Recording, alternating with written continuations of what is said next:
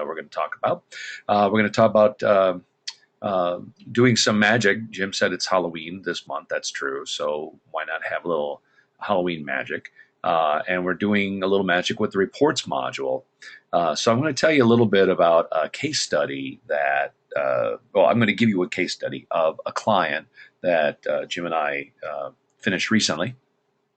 They wanted an appointment request form on their website. A fairly large organization. They take appointments via the phone, of course, and they wanted one online as well to make it easy for people. And then their team of people will receive the appointment request and put it into their automated system. We made some suggestions to them to tie these things, bridge them tighter together so that it goes right from the form right into their data, but they're not quite ready for that. And so they're getting the information from us, and then they're using their systems internally. But the tricky part was that, and typically when one fills out a form, most forms online are basically converting what you just typed into those boxes into an email with all of that collected data stuffed into the email and then sent to some person. But we couldn't do that because of HIPAA rules. I don't know what HIPAA stands for. Off the top of my head, I can look it up, and I'm sure so could you. It's not hippo, the animal, but HIPAA, and it's not HIPPA, but actually I think it's HPAA.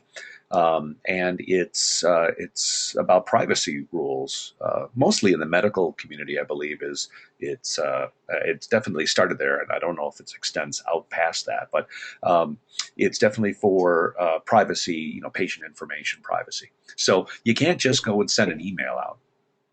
Hey Don, Yeah. It's the Health Insurance Portability and Accountability Act. Well, there you go. So it's definitely in the medical area, and it's the insurance folks who, they're the ones that are sending a bunch of information back and forth, and you don't want private information, people's names, addresses, dates of birth, things like that. You don't want all that stuff to be easily accessible. So you want it to be secure, and so they didn't want this information sent via emails. So also on the site already, looking at these are the basic mechanisms that are basic requirements. There's a few more in detail, but we won't belabor that. But knowing that that's roughly what we needed, and being that we've built many form or request form of one sort or another, we've also built it so that the data is retained rather than sent via an email, or even if it was sent via an email, the data is put into a database on the website. So many tools do that. And we had a tool called NextGen Form Master, which is a forms module. And then we also had used the reports module, which is a core tool, a core module, and we used those things extensively. So from there, it was a matter of let's put something together so that it worked. And so what we did was, I'm going to switch screens here to, let's see, hopefully find the page that I want to go to. There you go. The client is Will County Health Department. So Will County is in Illinois. And while I've got this screen, this is their home page, and I want to give a shout out to our good friends at Easy DNN Solutions. See the cool big red message here, urgent news, with the Ebola scare, the one case of Ebola in the country down in Texas. I believe he died today. At any rate, there with seeing Ebola on our shores, there's a concern everywhere that we know what to expect, what this thing is, what it does, so we know about it, and the truths and falsehoods that are spread around. And the county's job, of course, is as a steward of our health, is to let us know about those things. So they wanted that to be front and center and very strong. Now, you can build a website and just write some basic HTML and drop something on the page that says, whatever you want. So you could put this little bar up here. But we built it so that it's easy for their people who are not web designers, but rather clinicians and health administrators, public relation type people, that they have a simple mechanism to do something. And so that little bar there is actually an entire module created by EasyDNN. It's the rotator, I believe, right, Jim? Yes. Got it. It's a rotator. Yep. Yep. And now here's the cool thing about the way that the folks at EasyDNN did their code. Um, this rotator will rotate elements that you give it. So you could put pictures in, you could put various elements, chunks of HTML, things like that. Or you can put news stories. And because EasyDNN News is a full-featured publishing system news database that sits on top of DNN, you can put, you can tell it to show articles. And in this case, we've configured this module to be very simple. Just show the title of the article. It could be configured with something like what's right below it. You could see these images that are rotating along. It's the same module, just added to the page again. And in this case, it's showing different bits of news. News can be categorized. And so we've created a category called urgent, made it very obvious to these folks that if you wanted something to show up on the page in the urgent news box, that you go ahead and write the article like you write any other article in the publishing system, but you mark it fall in the category called urgent. And as soon as you do that and save it, it will show up there magically.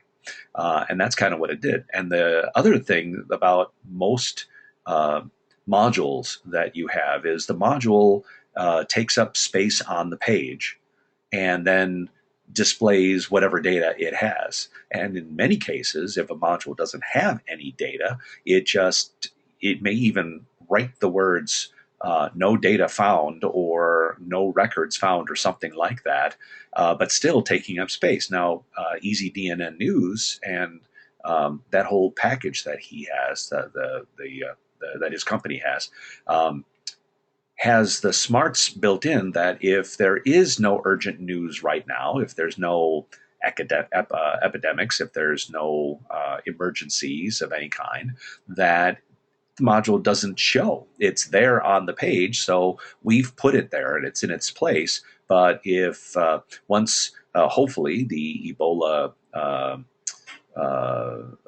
issue hopefully goes away, or whatever the current issue might be of the day goes away, then that article can be deleted or remove the category of urgent, and it goes away. So a very long sidebar there. Sorry about that, but I wanted to point out and give a big rah-rah to the folks at EasyDNN Solutions for creating such a great set of tools. They had nothing to do with the next thing that we're talking about, but what they do for us is a lot. So thank you very much. As you can see to the right of the urgent news is the request an appointment button. They wanted it front and center, make it real obvious. So that's an easy thing to do. So we did that.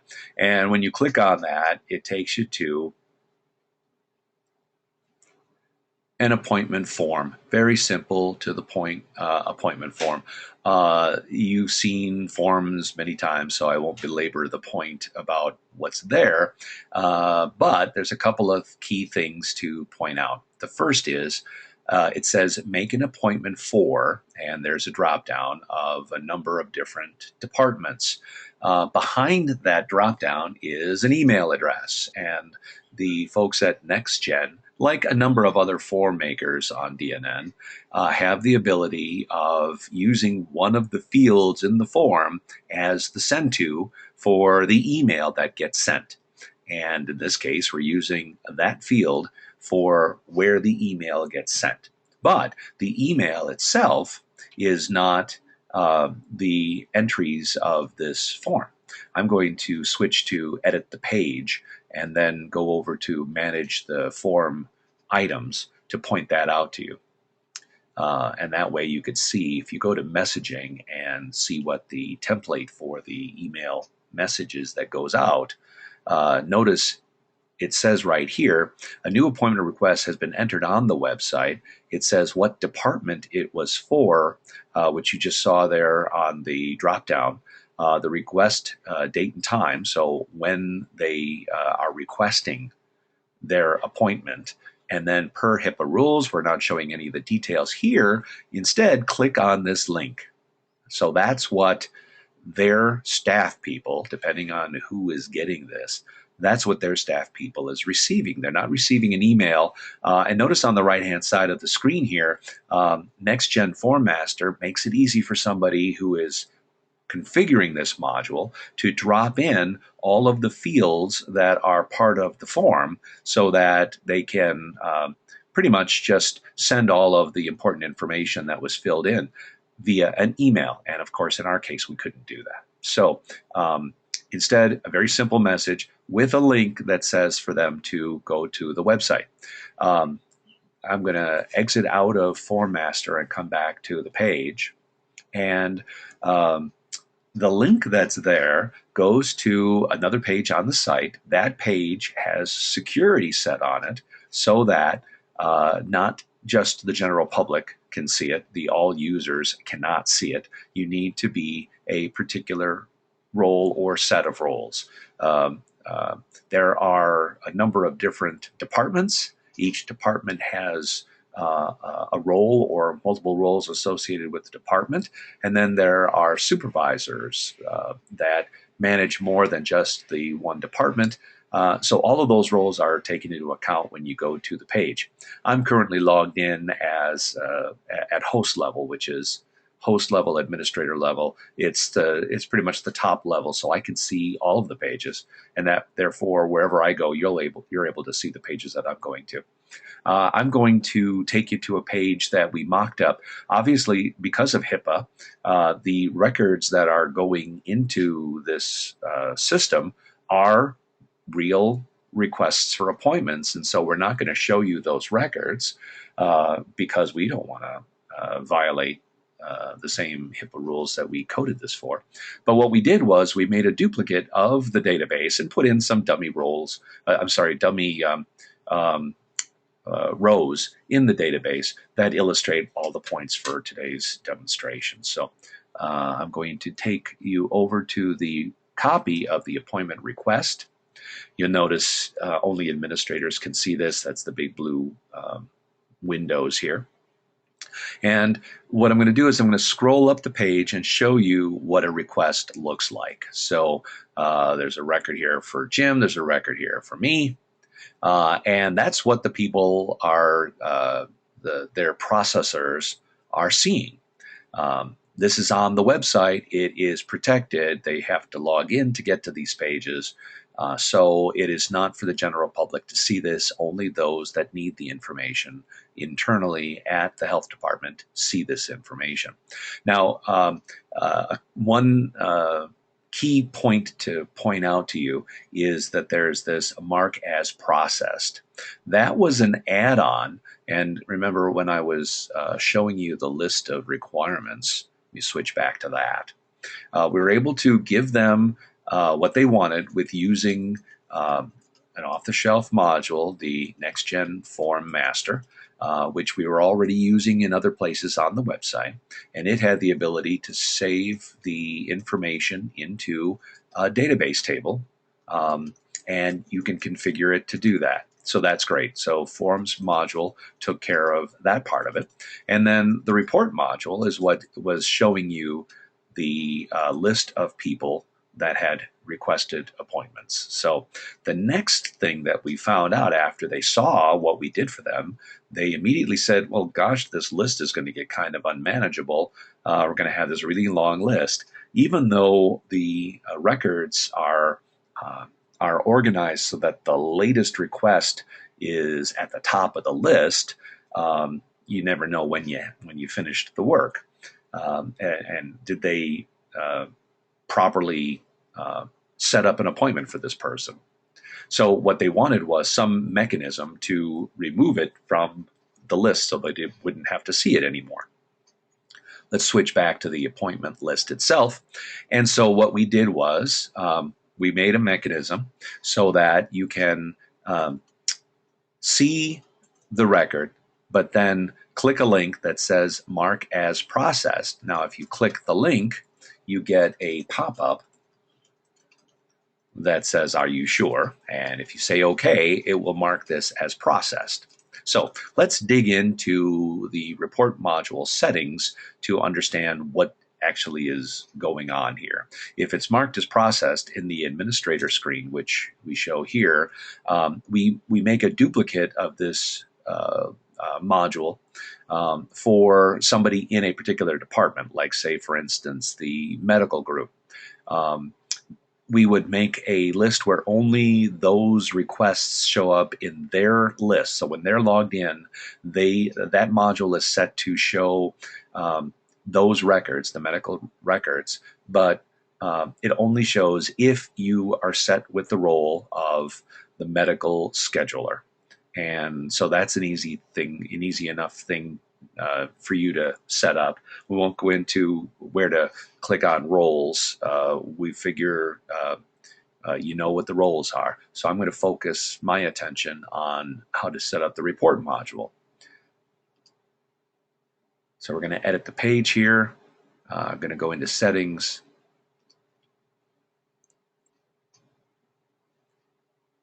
And then show you what the report module's settings are. First thing you notice, big red message that if you're able to view this, you're able to do some things to the database, and that can cause security issues. So definitely want to set your securities properly when you're using the report module so that those that that see the view the results, anyone who can review, who can see the module and can edit the module, can make changes, and we've got to be very careful about that. So the first thing I want to do is point out this much of the SQL. The report module, most people think of the report module is you go to the database and you do a query. All right. So that's the first thing you think to do is you do a simple go and get me all records matching a particular filter. And in this case, the filter that we're using is basically all the records. We're showing you the appointment requests that the administrator sees. So they see all the records. I could put a where clause in here that says where the department is equal to a particular value. And I'm intentionally hiding the stuff that's above for a moment because that's the next feature that we added to the system. So the first thing that you usually think about with the report writer is the first thing you do is you write a query to go and grab a bunch of records, and then you write out those records, and you can use either the grid visualizer, which does nothing more than dump it into a table. So if you have a small number of fields in the record, the grid visualizer is an easy way to just dump your data onto the screen. Or you can use an HTML template or an XSL transform visualizer. So if you write XSLT, then you can take the data that you get from the SQL request that you made, and you can display it using XSLT. I chose the simpler approach, the HTML template visualizer, and then I uploaded a a report, HTML report. So for every record that is brought back from this query, it will call on this a little snippet of HTML code and dump it onto the screen. So what you're seeing on the appointment scheduler, let's close this and it'll reload. So the nice box that's around here and the bolded information and the highlighted information, all of that is thanks to this bit of code that I wrote for. It's probably a lot more complex than is needed for the description, the demo that I'm providing. It needed to be responsive. So that way, if I'm on the site and I'm viewing this table on a tablet or on a phone, these columns will all drop and stack underneath one another. So that's why there's a lot of extra code here. But the concept is very simple. Notice it says the first name, and it's in a div. This could be a TR, and a bunch of TDs. It could be a simple table. In this case, I'm using divs for my formatting. First name, and then notice the bracket, first name bracket. Report module knows to get that and use that as the field name. So anything, it's basically tokenized. So anything that's in your database can be put out that way. All right. And so that's what I did here for all of the data that was there. So let's go back to the report and let's talk about this process thing. What they wanted was they wanted the administrator that after the after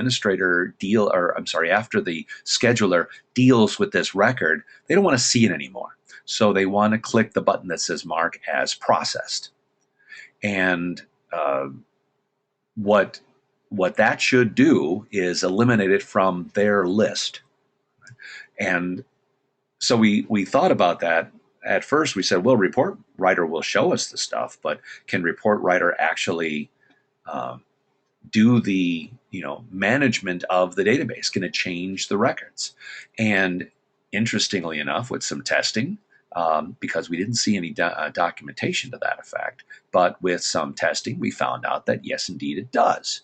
So that's the magic of this particular usage of report writer. So what we do is right at the beginning of right before we do our request for all of our data, we do another SQL call. And that is we do an update of the table. We set the processed field to equal processed if, or where I should say, the appointment ID is equal to a value that we pass back in.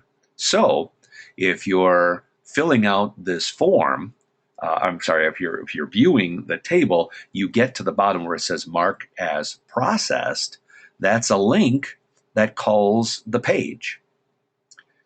Because I got the data from the database, this particular record has a record ID.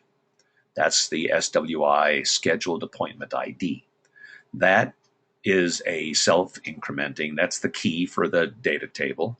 And so that is unique. And so since I know it's unique, I call the page again, and that's where the question mark equals, and then the token. So this will be whatever the particular record is that I'm currently looking at. When I click on the link mark as processed, it's going to, after this class of SWI confirm, which is just a little jQuery that says, are you sure? But after you click on it and you click, yes, I'm sure, it's just reloading the page, but this time passing a parameter with the page load of the value of mark, the label of mark with the value of the appointment ID. So what happens is it sees that with the URL mark, because that's another neat feature of most people use the URL parameter for choosing a specific record when they're doing the select. So you could say select all of these fields from the table where uh, ID equals the mark, the parameter that you passed in. That's what is typically used for the report writer, but doesn't hurt to do it this way. Now, what happens is that when I am on the page, let's go back to the page and take a look at the actual records. This first record here is not processed, and the second record is processed. You see the word processed here, it's blank here. I'm simply writing the value of the field in that space. And in the case of a record not being processed, the value is null. So since I know that processed records, because of my trick, have the word processed in it, I can create a report that says select all the records that are going to the medical people where processed is null. And then they'll get only those that have not yet been processed. Once the scheduler finishes doing what they need to do to set this appointment, they click mark as processed. They get their make sure that they didn't just swipe it and hit it by accident. Are you sure? Yes. And you click OK. And then the page loads again, and you noticed that my record is now marked as processed. Had I added another, if this was the live page where the schedulers were looking at these lists, the code in the report writer module for them is where process is null. Therefore, this record would basically disappear. And that's the effect that we want them to have. What happens if you just load the page? Well, then what happens is the mark is not set. And so the value that report module creates for the field variable that it builds on the fly is null. And so the first command, the first statement that you see in the list, let's go back to the list. The first that you see in the list where it says update where the ID equals, and this at URL is the mechanism that report writer report module uses, and it prepends, it appends the value that I told it in here, and it actually creates a variable called URL underscore mark, and it puts in whatever was passed in the parameter. Now, in the case of just loading the page where you don't have anything in the query string, there's no mark equals something, that value is null. So this record is processed, update where appointment ID equals null, and there is none, so it doesn't hurt. So it just goes ahead and does it, says, no, don't have one of those, move on. And it goes and builds the rest of the page. So a cool way of using the report module to do a little bit more than reporting. I'll leave it to hopefully, do a little digging. This is not for the timid user because you're actually impacting the database of the website. So know what you're doing. But if you do know how to use these kinds of tools where you can write an SQL statement, you probably have access to a number of tutorials and reference websites on proper writing of the statements. So I'll leave it to you to think about the next thing, which is, what if you want to get rid of a record? You don't want it in the database anymore. Well, the simple solution there is to do exactly what I'm doing for this. Replace this first SQL statement, the update, with a delete. So update, and then from the table where the record equals URL mark. It'll be null most of the time, which won't hurt because there's no records there that are where the ID is equal to null, because it is a self-incrementing key to this table.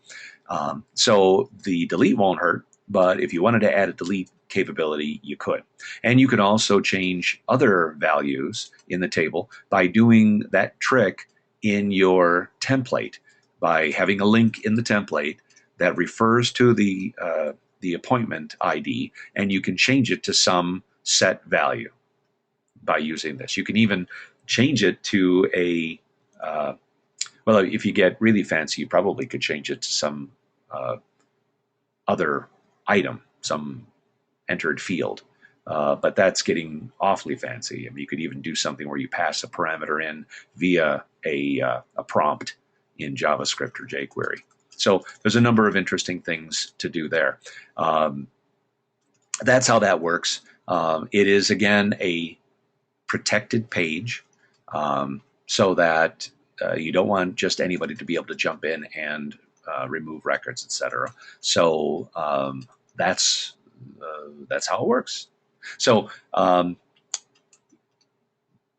if there's no questions now, then if you're watching this video, please write in the comments section. If you have some ways to do this using other tools, by all means, tell us, yeah, you do this with module X, Y, or Z. We would love to hear that. Be forewarned that if you do that, I'm probably going to ask you to talk about it at an upcoming meeting. So, but that would be great, because if you've done some cool stuff with DNN, we'd love for you to share that with the community so that other people that are using DNN can grow in their knowledge of how to use the tool. So, with that in mind, that's it for that segment, the Tech Talk. So the